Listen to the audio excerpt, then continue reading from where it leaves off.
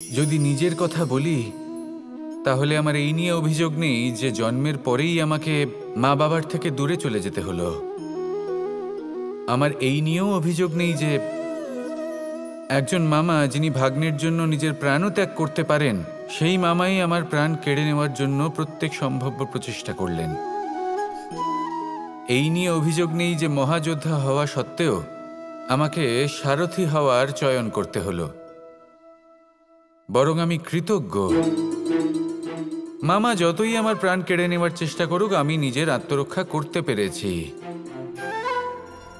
প্রথমে মথুরা ছাড়তে হলো, তারপর বৃন্দাবন ছাড়তে হলো, কিন্তু দ্বারকাকে নির্মাণ করার সুযোগটা আমি পেয়েছি। আমি কৃতজ্ঞ যে একজন সারথি হিসেবে ধর্মস্থাপনের এই রথ আমি এগিয়ে নিয়ে যেতে পেরেছি, এই সংসারকে গীতার জ্ঞান প্রদান করতে পেরেছি। দেখুন, জীবন সেই একই আছে, কিন্তু দৃষ্টিভঙ্গি কতটা গুরুত্বপূর্ণ।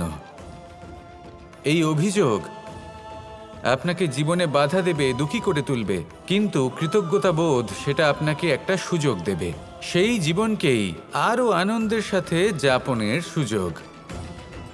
এই সুযোগে সদ্ব্যবহার করুন আর আমার সাথে ভালোবেসে বলুন রাধা রাধা।